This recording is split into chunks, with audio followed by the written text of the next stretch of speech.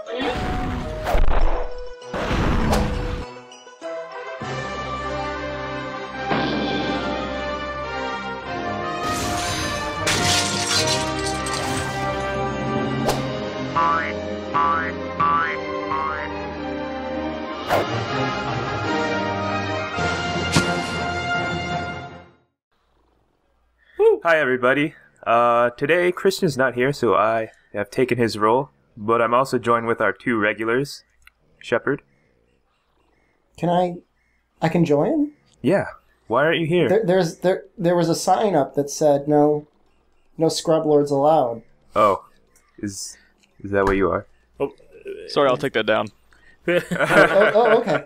Thank you. Okay. People were asking. Oh, gosh. We've also got Nick. Yeah, people were asking, has Shepard been left behind again? Because of the snow, we just left him there. Jon Snow, you know nothing. Rest in peace. I felt left behind. Yeah, well, you better. You know, you are going to star in the reboot of that series because Kirk Cameron is too crazy. By far, worst day of the year so far, last Saturday. Well, Not a good day. Don't worry about it, because this time we've got a special guest. We've got Graveon here. Hello, guys. How's it going? Hi, Graveon. I'm Graveon from the Hunting with Friends podcast. So, thanks for welcoming me on the show. Glad to have you here. Wait, and what is Hunting with Friends? Okay, so Hunting with Friends is, as far as I've been able to find, the only English-speaking frontier-based podcast. So we do a semi-weekly, sometimes like once a month podcast, which we basically record whenever we get the chance. And we hunt as many of the new monsters as we can. I think the new one will be... We're trying to set the next one up to do it on Friday of this coming week. So Exciting. Have you guys hunted the crab yet? which one? The giant enemy one? There's quite a few giant enemy crabs. The drill one. The one that was released about a year ago. Oh yeah, the multi-shelled one. Yeah, we fought him like 3 or 4 times. Wow. The new monsters just came out were gold and silver Lavasiath. Oh, right. And they actually combo their attacks together, so it's kind of cool. Like, one will dig underground and come up underneath the other one and launch it into the air, and then that one will hit the ground, start flailing around, which can probably kill you in one hit because it's a supremacy monster. Nice. They've also got that one thing where they combine their thunder and their wind and make a giant thunder tornado or something. Yeah, it's quite the impressive monster, and they've really outdone themselves on this one. Mm-hmm. I should probably have brought Pellet Shot for this. I never thought in my entire life I would hear somebody saying that they were looking forward to a fight with Lavasiaths. Heck yeah, Lavasiaths are like the awesome. worst. It's even worse because you fight them in the tower at that big arena where you fight like Gold Rothi and Silver Rothalos. Yep. I don't know. I've always enjoyed fighting Lavasiath. I was traumatized, so it's been hard. I feel like Frontier Lavasiath is different than other Lavasiaths because they seem way harder in Frontier. Probably. We have so much to talk about. Oh, yes. Oh, my God. I mean, so about a year ago, I really got into the frontiering. For those of the viewers out there that are unfamiliar, why don't you just give a brief description of what it takes to become a player of Monster Hunter Frontier? Okay, just for setting the game up, it requires that you mask your IP with Japanese IP. You then have to set your region location on your computer to Japan, and then you have to pay the subscription fee as well as having your clock set to Japanese time. What, really? Clock, too? Yeah, clock 2. It actually won't let you into the game if your clock is not set to JST. That is amazing. I seriously have no idea why they needed to do that, but it's Capcom. Well, so in your experience, so clearly they're putting up barriers to foreign people playing the game. Wait a minute. This isn't Loggy. Yeah, I don't know who selected this quest, but you're a jerk. It was me. I don't have access to Legear, Chris. You're a bad man. You of course play with many Japanese players, of course, multiple times a day in a week and whatnot. You know, of course, you speak some Japanese. You know, we all know the phrases that we need to know in order to get by in the game. But they will inevitably find out that you're a foreign player when you aren't speaking fluently, right? In most cases, there's not really any need to speak fluently, as there's a lot of Japanese players who don't hardly talk at all either. So you can you can really get by with not doing anything, and most of the time you'll just talk in guild chat or whatnot with the rest of the the rest of your guild. Like for example, I was in Tail Whip for the longest time. Oh, they're still around, right? They're still around. They've got actually a subsection of their own of Tail Whip that is like called Tail Wag, I think it is. That a lot of the the veteran players like Richard and Shizuka and I think Pirlo went there too. Yeah, I remember all of them. I played with them for a little while. I mean, not besties or anything like that, but fighting Graveon and stuff like that. Oh yeah, so many fun Guild Graveon quests. That was hilarious. Oh, man. So then it sounds as if the guild is almost even thriving. That if they needed to build a sub guild, that there was enough of a demand to open up another guild then. Well, really, the only reason that Tailwag came into existence is because every couple of months, might be every month or two, there's a week where you have guild competitions, and you gain points by doing different quests and you turn those points in, and the guilds with the highest points at the end of the week win prizes, and Tail Whip never won, ever. And I remember that. So I remember getting a crappy tutu once. Yes, that doesn't do anything because it's a terrible item or terrible equipment. So Shizuka got tired of that, so he went off and made a new guild so that we could actually win. And there's a Rathian here, by the way. Oh, really? Now, is that because you need there'd be a blue team and there'd be a red team, right? Yes. Is that to make sure that you would always at least have one team that would win? In some cases, but the way Shiz ran Tail Wag is if you didn't get above a certain amount of points to help with the team battle, you would get kicked from the guild. Sure. I mean, and of course that was probably, the expectation. You're going to pull your weight or you're going to get booted. Good job on the quest, guys. Yeah. Yeah, that was a really great warm-up for that, guys. This was Good job. an epic quest. I feel as though we've accomplished all of the things. I've never felt so pro in my entire life. I feel as if... no. I got a crown at one point, though, and that was pretty amazing. The winner's crown is actually really good. The only problem is it runs out after that week. Yeah, and it turns into a crappy item. Yeah. A really, really bad item. There's actually a winner's tutu as well, but it it deteriorates as the week goes on. Oh, so even in the middle of the week, it'll start being pretty awful? Kind of. I think it's got two different deterioration points. The first one, it just I think it loses some defense, and the second one, it actually loses all its stats and all its skills, and so it ends up being 5 defense and really terrible, and it looks horrible too. So, I mean, there's going to be presumably a lot of people, that, as time goes on, gets more and more interested in Monster Hunter Frontier. What would you think would be the number one reason why you'd want to get into Monster Hunter Frontier? It would have to be all the new monsters, because just off the top of my head, there might be another 40 or 50 monsters that never even got released here in the States. For example, Barukiros and Dragiros, a couple podcasts ago, I know Nick was talking about monsters that could learn from your actions. I was actually just about to ask about those. Yeah, Dragiros and Barukiros actually, as you fight them, they will get used to what you do. Like, for example, if you capture them in a pitfall trap one time, and then you don't kill them or actually capture them, the next time you lay a pitfall trap down, they'll know it's there, then they'll avoid it, and if they happen to get hit by it, they'll jump out like Nargacuga does when it's not in rage mode. Nice. Interesting. And then, of course, there's all the new Supremacy monsters. So monsters that were actually hard before now get even harder once you hit. I think you need a hunter rank 999 to fight them. I think it is. That's and so you've got wonderful. like the Black Rothian, which already has 6 different rage modes and plethora of new attacks that now gets even harder. That's, And, that's so- nice of them. That's interesting to mention. The hunter rank 999. I mean, there are people out there who worked very hard to gain hunter rank 999 in Monster Hunter Tri. I don't think. I mean, what is this the highest ranked person you have, or is this an alt of yours, Grav? This is an alt. My main character, I think, is 80 something, but it's on a Wii that the disk drive broke on. So Right. Yeah. A common failure.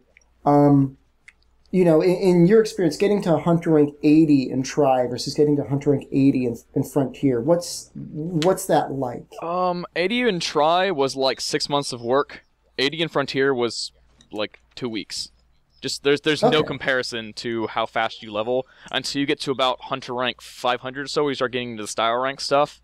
Right. It becomes increasingly more difficult to level, and you got into where you've already farmed every monster in the game 1,000 times, and so finding one that still keeps you interested in actually going through and grinding for a period of time is a little more difficult, but it's still a lot of fun to play. On the topic of style ranks, what would the number one worst weapon be to choose to get a style rank for? Don't say anything. Gun lance. Okay. It's gun lance. And number 2? Number 2 would be heavy bowgun. Okay. I'm feeling pretty good. And just number 3, just for laughs sake. Number 3, probably hammer, even though it's actually Okay. still fairly well used. So Okay, good times. What, And so- what are style ranks? Okay, so when you hit hunter rank 500, you gain the ability to access the style ranks, and what that is a secondary set of levels for each of the different weapon types that allow you to gain new abilities. Like, for example, style rank 1 for the hammer, you gain a move that takes the place of your spin charge, that you can just keep pressing triangle or X or whatever control you have to be using to spam the attack infinitely at the cost of no stamina. And then when you hit style rank 100, you get a second move for the weapon. So hammers is a 4th level of charge that you jump in the air and do a slam instead of just doing a basic super pound. It's really cool. Yeah. When you see it, it looks pretty amazing. Presumably the damage is slightly better. It actually does Typically- significantly more damage, but you have to time it just right. It's like timing a full level 3 charge and try for a greatsword. Oh, so you can't hold it forever. If No. you miss it, you go back to just a normal super You go back to pound. actually a level 2 charge. Really? Yeah. And Huh. Yeah, that's what I found interesting, is usually in the style ranks, you're right, you'd get a trade-off. In that you would be more powerful if you knew how to use the weapon properly, but otherwise you were actually doing less. Yes, and then there's the but a lot of the really good ones people use a lot. Lance has some pretty good style rank stuff. You gain a 4th hit in your combo. Right, yeah, that's pretty common. It's not epic looking, but it definitely improves damage. And then let's see.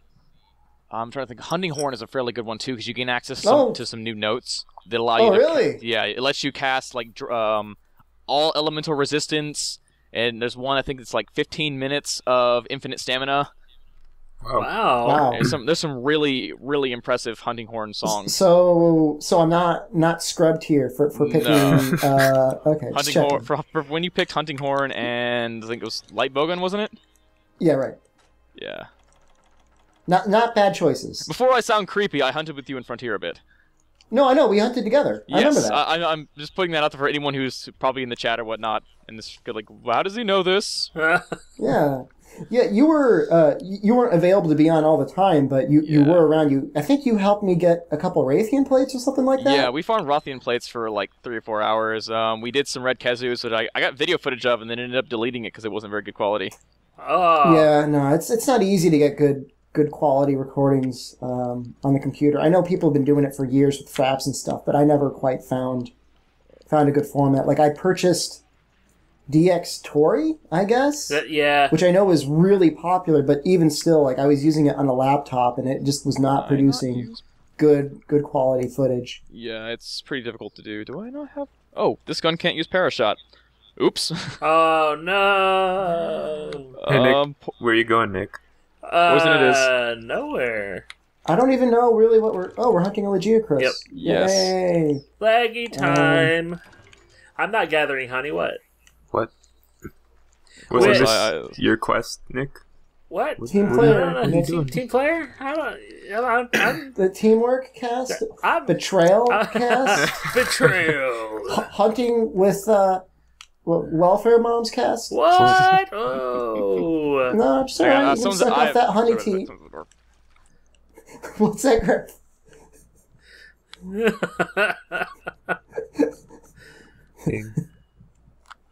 Hey, Don't worry, Nick. You're entitled to state protection. I am entitled to state protection. You paid in. It's all right.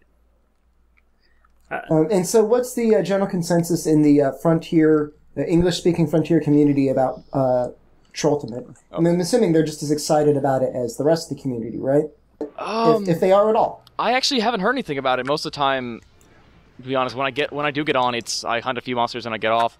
Just because I've been rather busy lately with school and work and stuff. But I assume they're probably as excited as everyone else is here in the States because we're actually getting a Monster Hunter game for once. Yeah, It's been a while. It's been almost 3 years. Yeah. Which doesn't seem like a long time when you just say, "Oh, it's only 3 years." That's a considerable amount of time.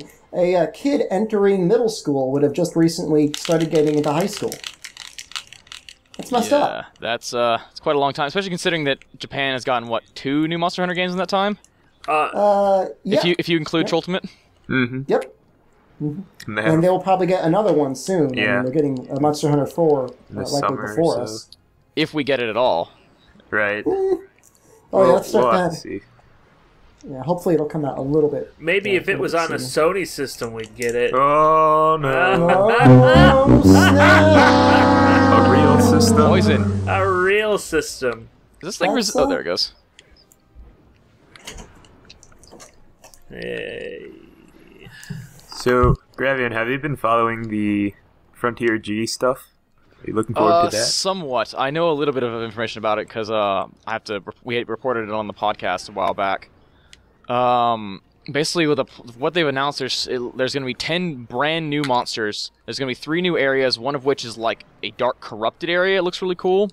All they've shown of the areas is concept art, though. And then there's going to be 21, I think, of the current monsters are going to have new G-rank versions that require a style rank 999 to access. Mm-hmm. The Capcom YouTube page actually put out another trailer like 2 days ago or so, and they showed off some of the new monsters. Like Rukadiora has a subspecies, I think, and it's like thunder combined with the magnetism stuff. That sounds cool awesome. I actually haven't heard about that one, so that's actually pretty cool. Is Subshot pellet shot for underwater? Basically. Oh, then I should not be using this. Oh, I cut the leggy. Guys, I've been practicing great sorting. I'm still really bad at it, so I'm sorry to everybody who's watching. It's easy to be bad. Yeah, it's not an easy weapon to use. Oh, nice knockout.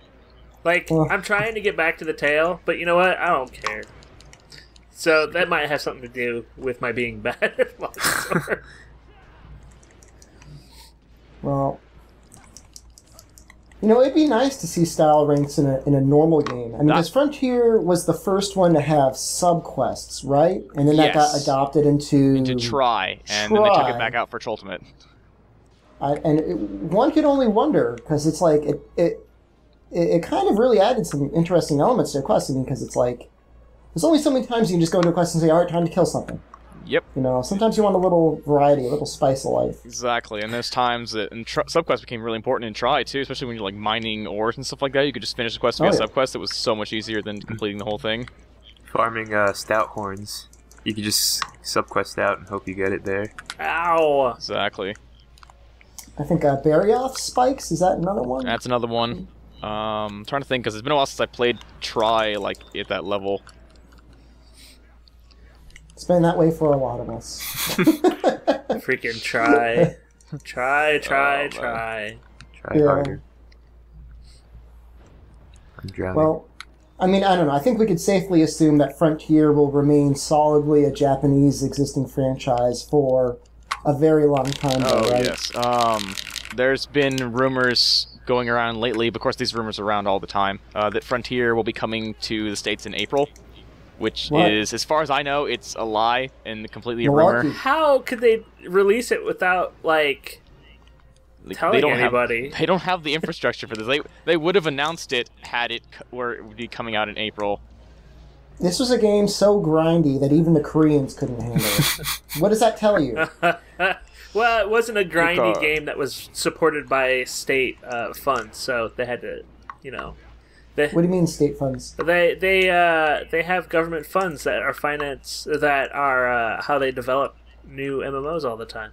Is that like bad Uwe Boll movies? I don't know. Financed by Germany? That is why Frontier Korea was free as opposed to Frontier Japan, which is $15 a month plus VPN fees if you're living in the States. And that's just the start of it. I mean, geez, if you want to get anything done quickly. And if you want premium sets, I spent probably $40-$50. No, probably about $60 on premium armors. That's it? Yeah, that could have a bit more, but I got the sets I wanted and stopped, so I tried not to spend any more than it. Like the coach set, the set was awesome. Sharpness +1, you could gem it for adrenaline +2, sharpness +1, and like 7 other skills. I spent way too much money on that game. Yeah, I had to stop. I don't want to discuss my personal finances, but my entire tutoring paycheck from the school district that I worked for at the time when I first started playing went towards Frontier armor sets. Nice. I can imagine a world where Capcom would actually set up a little sweatshop in Japan. Oh no! And you'd be no! You guys do it. Well, you guys both set up a trap. Oh, at least it'll stay stuck for a while. Give me a chance to see if I can blow these spines off his back. Nahxela, we've been playing together for too long. Just a little sweatshop where you play for time to play Monster Hunter. Oh, I could see that, actually. I mean, they kind of already do that with internet cafes. Oh, Yeah, sorry. it's okay. There was somebody in an internet cafe once that played Frontier, and I guess he was doing something along the lines where he would get the premium and then go into the net cafe and then get like an additional, what you call this, assist package. Yeah. And so he was getting like 8 times the normal experience. I know that's an exaggeration, but that's was actually pretty ridiculous. accurate. It was about 8 times the normal experience, and you also get net cafe points, which can be used to trade for really rare items that you wouldn't normally be able to get easily. It really made me want to go to a net cafe. Go on a vacation to Japan to sit in a net cafe for 8 hours. This is my staycation. Yeah, it's my staycation. I'm here to smell stale cigarettes and old man B.O. Oh, wow. And play Monster Hunter. That basically sums it up. Yeah. Nothing wrong with that. They're probably all doing the same thing. Although they don't... Typically, Japanese players aren't very excited about playing games on the internet, as far as I understand. Do we want to cap this thing? Because I've got Trank Shot. If somebody can get a trap down If we can get it in a trap... I've got a trap. I don't have any traps left. I'm on it. I'll go to the I got a pitfall trap. I don't know if we'll be able to get him in there, though, before he runs away. He's running away. Yeah, I'm just gonna go to the next zone. Set up a shock trap. Go to the next zone. Set up a shock trap. Sock trap. Sock Sock trap? Sock trap. I could see a Legicrus fitting in a sock. He's kind of long and billowy. Like Man. that. So wait, in Frontier, do they have other kinds of traps? I want to trap, this trap sends the monsters to the dino dimension. Or like, this trap, you now have to play Connect 4, and if you win, you get a piece from that monster or something. They could tie it into Hasbro games. It'd be awesome. Bombs. This trap makes this game into a lightsaber duel. What? I don't know. What? Have they made a lightsaber weapon yet? Do they have anything that glows like that, like a lightsaber? Yeah, kind of. They're not really lightsabers, but they look like they're made of energy. The Raikou weapons? They're booster pack weapons. There's some dual swords that look kind of like them. Frontier's kind of cool because they come out with the weirdest weapons and stuff. Like there's every year for I think it's Valentine's Day, might be for White Day, but they come up with weapons that are like fans and things, and they look like they don't do any damage. And there's a weapon you can get from buying ice cream from an ice cream truck in Japan. What? I'm not even kidding. There's a specific kind of ice cream that you can get a code for ice cream cone weapons in Japan. I'm gonna buy that ice cream. There's one is a hammer and the one is a set of dual swords. And they look like cones? They look like, how do I put this? I'm trying to think of a good ice cream example. Kind of like the country cone from Bluebell, except with a flat top. Wait, I know Nick will know what I'm talking about because they have Bluebell here. I'm not sure if they have Bluebell in other parts of the country. Don't know it. I'm trying to imagine what that might look like. Well, it's an ice cream cone with chocolate coating on top, except in this case they basically take a knife and cut the top of the ice cream off so it's flat, and then they coat that with chocolate. Sounds like that could be tasty. It's kind of hard to describe. We have them here, I just can't remember what they're called. I don't know. Oh well. Rest in peace. Rest in ice cream. Oh, it gets so much worse. Like me and a couple of people who do the hunting with friends with me, actually got harassed by one of the people in our guild for a fairly significant amount of time. Because you were doing a podcast? No, it was because I told him I was busy doing some other quests, and then I got bored and logged out and forgot that he'd asked for help, and so he got pissed off at me. Jeez. Like, yeah, and then harassed us for like 6 to 8 months. What? Wow. Yeah, this was it. It was really weird. So I won't name any names so as to not to perpetuate put that him out drama. there. So I think he started playing after you stopped. well, playing it could be a $25 a session with a therapist as a copay, or I know, you he could could just give up his Frontier time. or $20 and play Frontier. I played Final Fantasy for a long time, and so I got to experience a lot of drama in Final Fantasy. There are still people who live in this world who, if they ever saw me on the street, would probably murder me. And I haven't played Final Fantasy in, like, I don't know, 10 years? No. So, like, describe that, Nick. Describe how something you may have done on the internet could have offended someone so much that they would consider murdering you. How does that happen? Because I believe you, of course. Did somebody take all the rations? You greedy bastards. I only took one copy of the rations. I only There's took one still in the box. You greedy bastards. That box is such a jerk. Oh! Explain it. Sorry. Explain it, Nick. I mean, no Wrong names button. needed, but what happened? Give us the juicy gossip. There. Oh, what was it? So, like, in Final Fantasy, right, there's monsters that appear every 24 to 72 hours. And then, on top of that, there's an HQ version of those monsters that would appear every 72 to, like, 84 hours. Assuming high-quality version, better drops or experience or something along those lines. Or no, it's 24, and then there's another one that's every 3 to 5 days. So there's an HQ that would just randomly pop sometimes. So every day you gather for 3 hours in one tiny little spot. And so, and fought this monster. And maybe you'd claim it, maybe you wouldn't. But there was only one of these monsters. And so if you ever didn't claim it, then you had to sit there and wait until everybody else fought the monster. And, if they won, then you just went home and kind of had a boring time of everything. But, good lord, hold on. Nick, you shouldn't run around when the Go Bull is around, because that'll alert him. I haven't, did I do it? I don't know. Is he Very biting? confused. I think he might attack now. We'll see. He might forget us and bite. There he is. So There we he got is. lucky.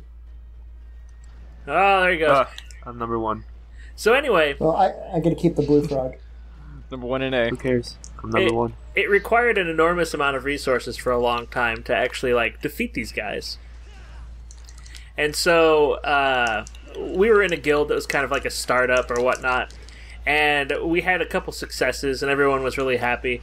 And then suddenly, like, we started sucking. And we started sucking mostly because we invited this, like, other guild to join with us. And because we invited this, like, existing clique into a guild that was filled with cliques already. Like, suddenly there was a clique that had a lot of power, but they hadn't been around for a long time. So they didn't have a lot of legitimacy outside of their own clique. And so it caused a bunch of, like, internal strife. And eventually what happened is there was this long discussion of who should get gear if or should we accomplish the impossible and claim this monster. And because I was in some sort of leadership position, I had to take a stance, and so I tried to take a stand that was like in the middle, but people wanted me to take one side. That's right. And so I eventually... powerful leader. Yeah, apparently. So eventually I just got tired of it, and I left that guild and joined up with a different group of people. That doesn't sound like anyone would want to murder you over that, though. Over Yeah, gear? I mean, I know WoW people get pretty... Well, this that is sounds pretty ridiculous. tame. I mean, it's not like you, took all of somebody's equipment chest or denied them the one drop they needed. You just said, no, I'm out. Peace out, scrub lords. Oh, no, there's a lot more to it than that. But, I mean, it wasn't as bad, I guess. But, like, it's funny, because, there was another... Now, there's more to this than that. So, in the meantime, we'd invited these other people into the guild, and this was a couple. It was a guy and a girl. It was a bard and like. Now this sounds like murder. That could happen. A bard and a white mage, and so the white mage was the girl, the bard was the guy, and so over time, you have to farm for other items in a different part of the game, and it took forever because it was like a 1% drop off of a rare monster. You got to get skulls in a desert or something like that, right? Yeah. Well, you had to go to Sky and get items to summon gods. That's really what it came down to. But over time, you start talking, and then you find, like, one day I got a whisper, and it's like, I'm really tired of this guy. He's being really mean. I don't understand. So I'm like, what? I don't know what you're talking about. And so this white mage is telling me about this bard said that he had cancer and was dying, but she had been investigating him because some of the stuff that he said didn't make sense. And she found out that he didn't have cancer, wasn't dying, but was telling everybody this to get free stuff. That's the step beyond telling people that you're a girl in a video game in order to get free stuff. Yeah. That's the next level, is the fake cancer. Yeah. So, we kick the guy out of the guild. He quits the game, says he's going to die. And, like, the other people in the meantime that had joined us, the people that were kind of causing problems, they had become friends with him. And so, like, they all decided that since I ruined this guy's life, that it was time for me to be punished.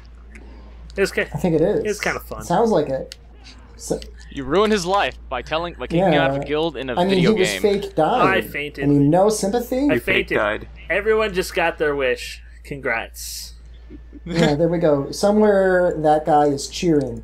But what's hilarious He's cheering your misfortune. I've met some of those people in World of Warcraft since then, and they all are still like complete. They still absolutely hate me.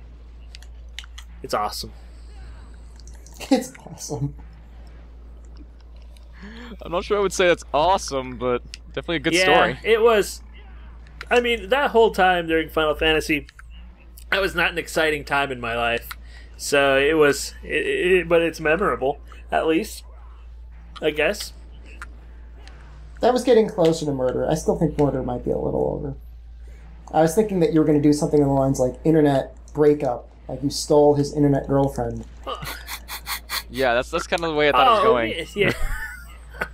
That girl and I, we never dated, I guess. We never internet dated. You didn't get internet married? What do you think about that, Nick? The people that get married in MMOs and haven't met each other in real life. I tried to marry my friend Forrest in game because he was a girl in game for years, and they would never accept us.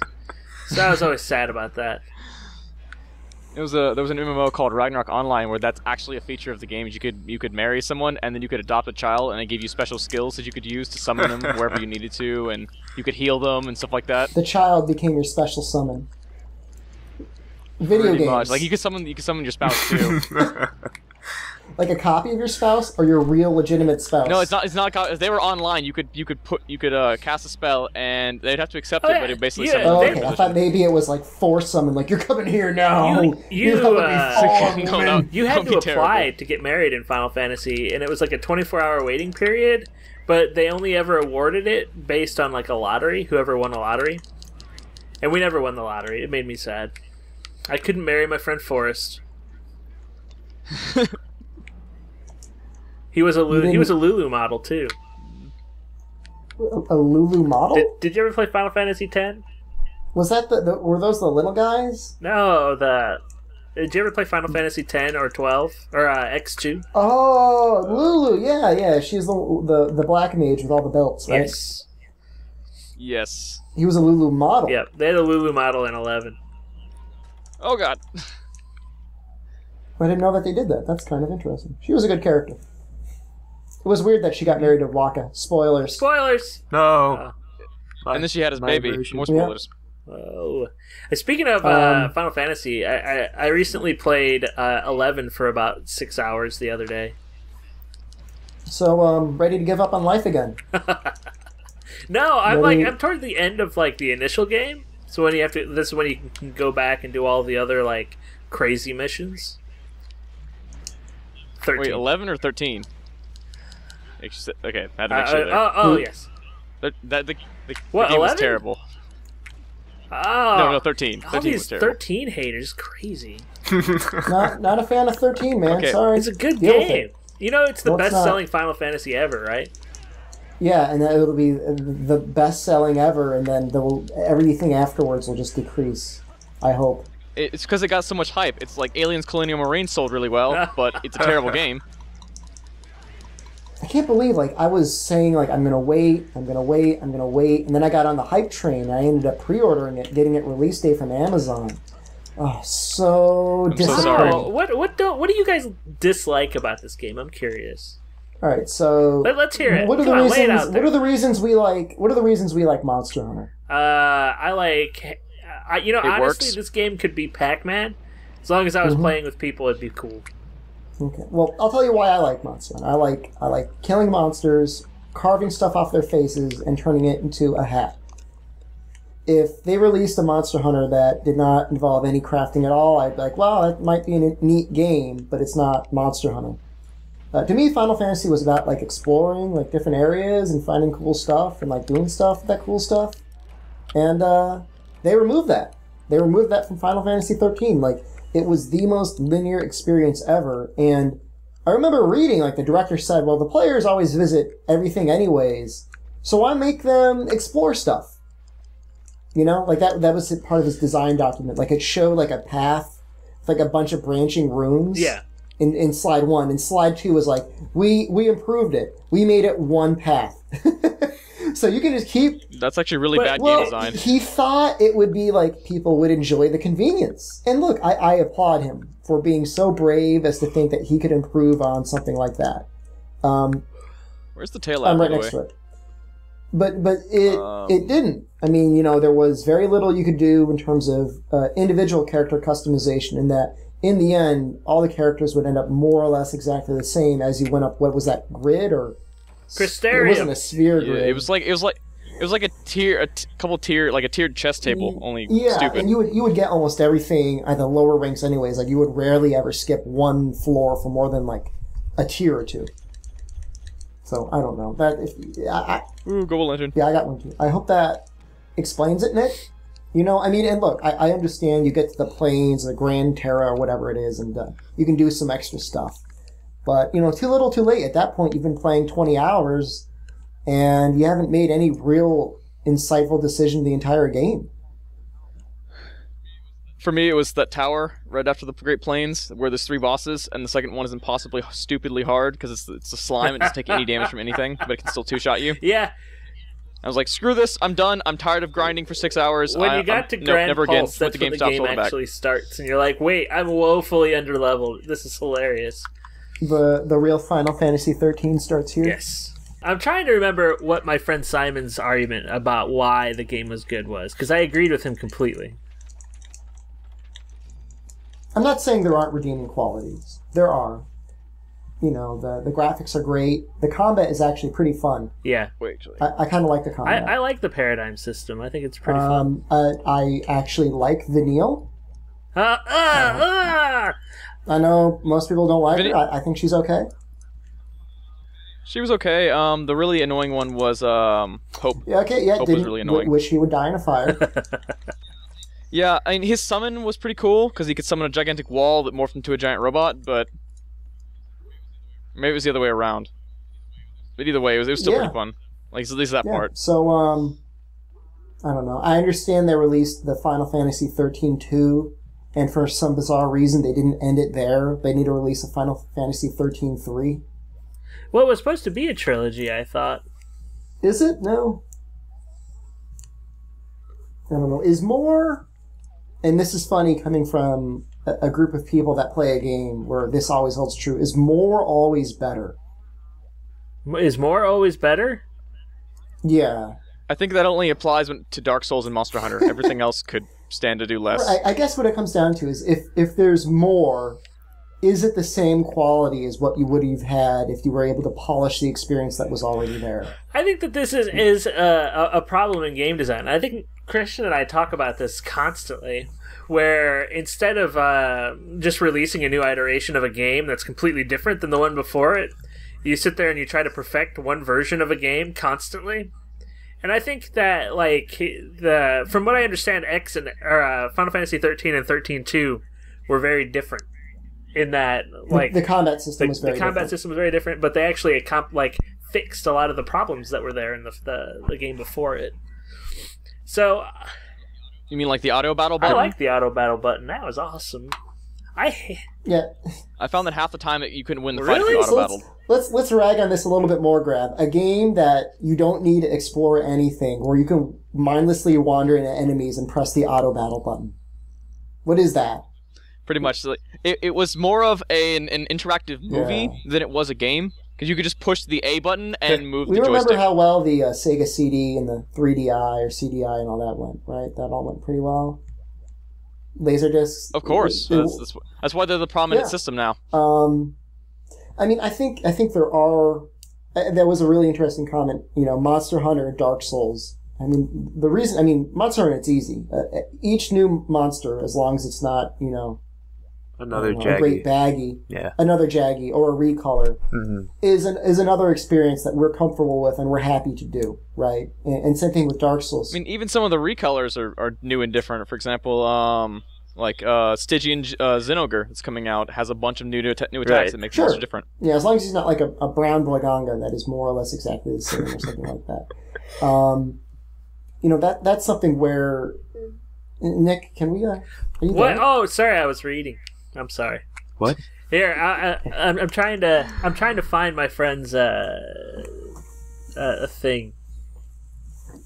Well, I mean, in any case, it's like that's something that will keep working, and likewise with Dark Souls. I mean, they could continually release expansions just featuring different set pieces with slightly different monsters and equipment, and people would basically buy it forever.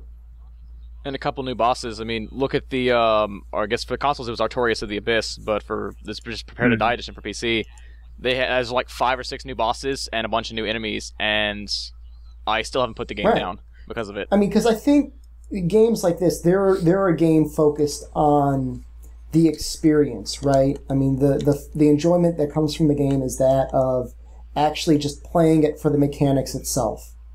Right, the core gameplay is so entertaining to those of us that like it that it could be a pig with a different shade of lipstick on, and we would still enjoy it.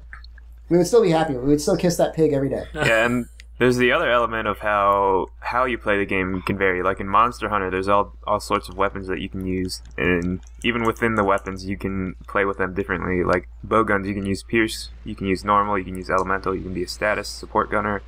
And the same applies to the Souls games. You could be a mage, you could be melee only, you could be faith build, whatever you want. Right. Or you could build like I did and do something kind of stupid and build almost no damage at all and build 50 faith so that everybody heals for the entire health bar, but you don't do any damage. You can find some faith stacking items. And I only have 2 bosses left before I beat the game. Yeah! Get on it. So Uh-oh. I mean, but that's like, you know, more to the point. I mean, these are experience type games where you're playing for the enjoyment of the combat or the enjoyment of just playing itself. You know, in this case, Final Fantasy 13, if it were a faster game, a shorter experience with a more condensed and engaging storyline, I might have enjoyed more. Like if in the 20 hours I beat the game and there was like a really good story behind it, I would be fine with that. Right? You didn't. But as it was, the game just meandered on, and it was just like weird and kind of bizarre. Oh, it was about free will versus no will. It's more like being really Half the story bored. didn't make sense, though. So, all right, I'm going to read you guys a little section from my friend's article on Final Fantasy 13, which I really Is do Final agree Fantasy with. 13 fanfic? It isn't a fan fiction. He's a game studies person at Georgia Tech, working on his PhD. Well, I'm all in favor of anyone that is from Georgia Tech. Those are my people. Those are your people, really? Mm-hmm. Yep, yeah. Why are they your people? My family's from Georgia Tech. Oh, very nice. A lot of them went to school there. Oh, all right. So, Oh, God. let me see. How far up should I start this?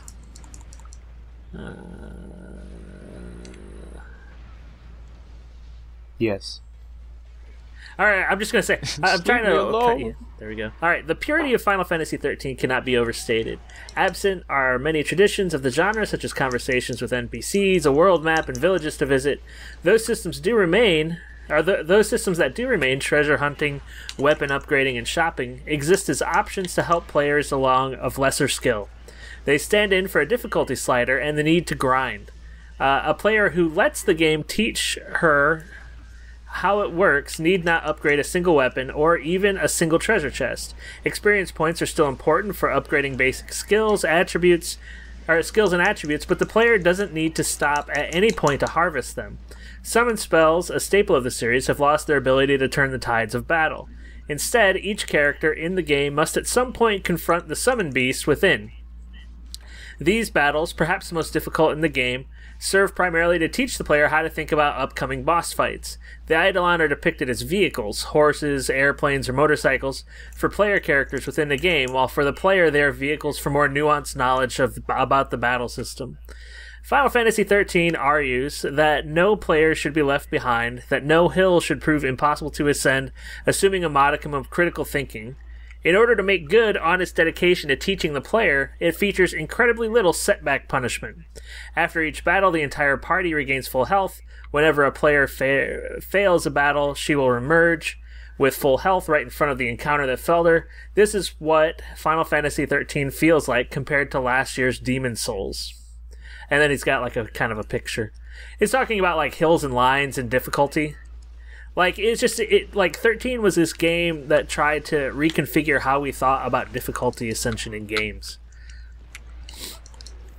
And it was a fascinating little, like, experience. Like, it took all of the really obnoxious stuff, like finding the right NPC to talk to trigger other world events. And it was just like, here you go. This is, like, the core of every RPG ever. Go.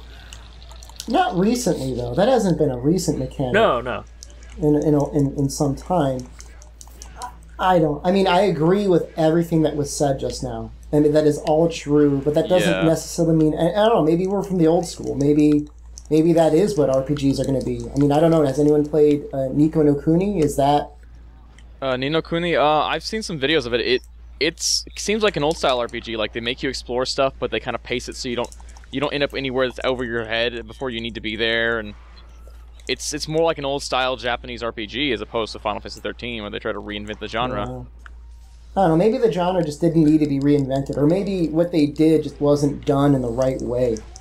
Well, it's like the same thing with hard. like Metal Gear, where like even Kojima's like, look, man, this isn't working. I mean, in order for me to tell the story of this game, I had to put in like 400 hours of freaking cutscenes. Is this working? It's not working. In regards to which one? 4.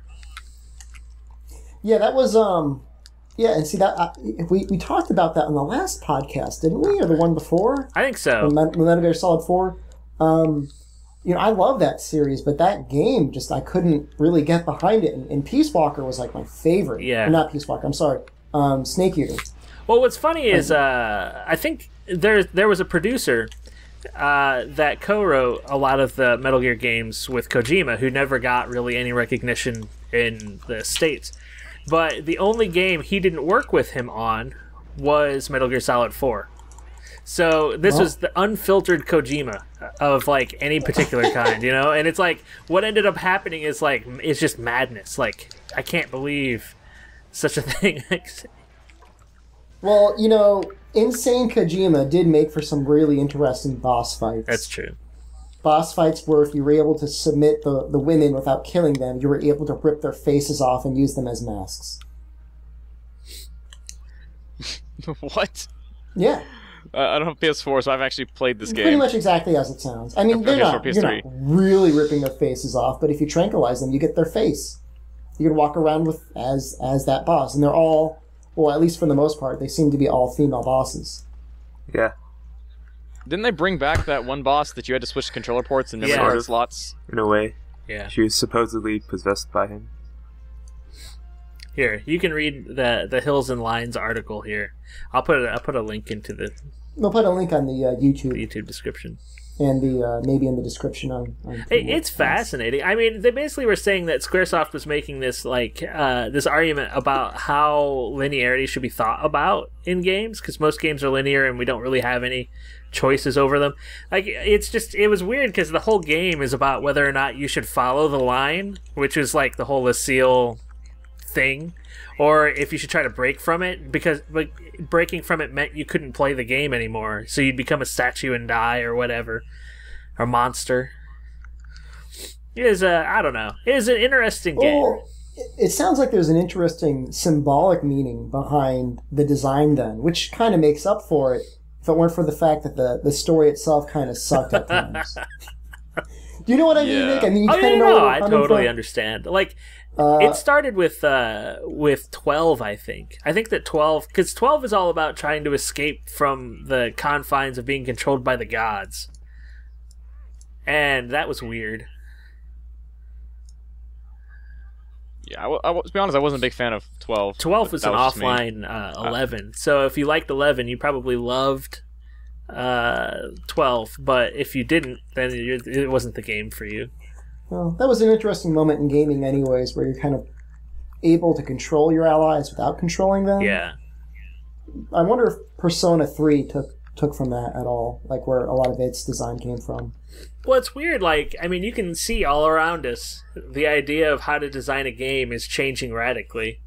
All the game companies are closing. Games that should do well aren't doing well because of something that's like old or something. It's just, who knows what's going to happen. Well, I'm really hoping Trolltimate's going to be a blockbuster because there's like nothing on the Wii U right now. I know. Yeah, I mean, well, Nintendo Land, but there's no online for it, so it gets really boring playing by yourself after a while. I have friends. Do you play with your friends, or you just send each other pictures? What do you do? I play with my friends. I have, in my apartment, they live on the second floor, and I go down and play with them. Is it Luca? Who's Luca? She lives on the second floor. Who? You have real life friends. That's what you're saying. I'm sorry. I'm confused. I have Roy. Roy's my friend.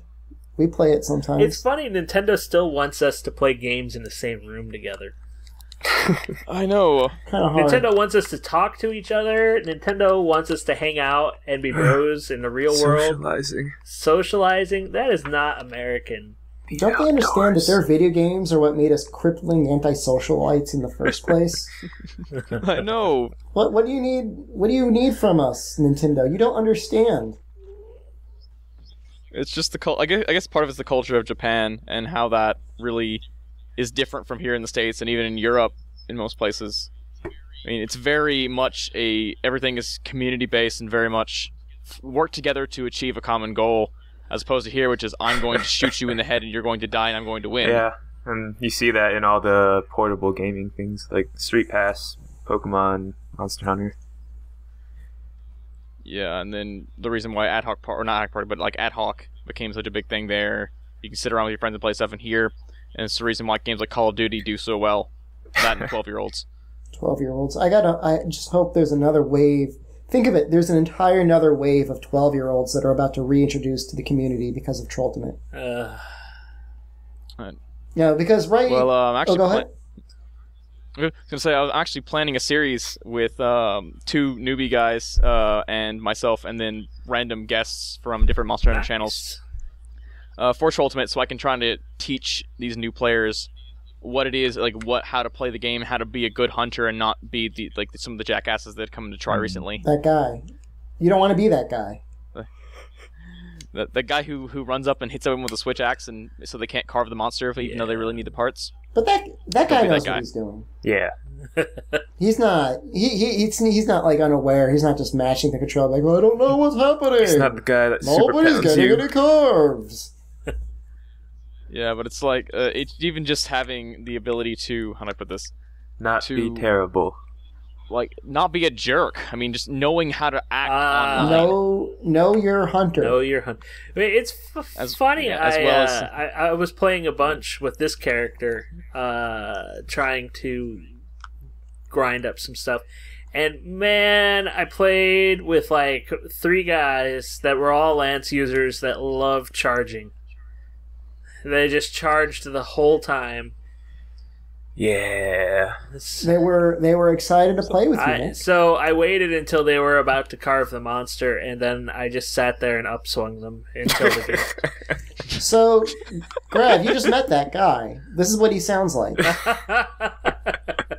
Pretty much. What should have tipped you off is when he was talking about Final Fantasy and how there were people that would kill him if they met him in the street. He stole. That's a tip off. He stole my internet wife. He's still my internet waifu. He married my waifu away from me, and then he summoned her as an ability in Ragnarok Online. Back online. Okay, so I guess it's time to wrap it up. That was the most useless skill. Wrap it up. Come on, Dad, wrap us up. Seal the deal, Dad. All right, thanks everyone for watching this episode, and we thank you, Graveon from Hunting with Friends, for joining us today.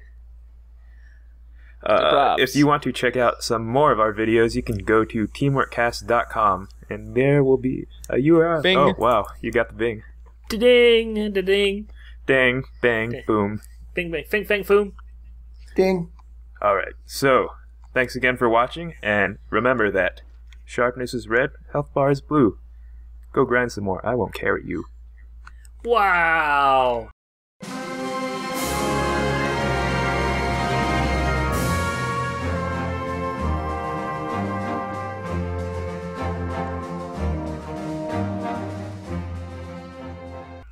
The health bars are green unless you're Health bars are unless green. are you colorblind? Unless you're color- in the cold without a hot drink.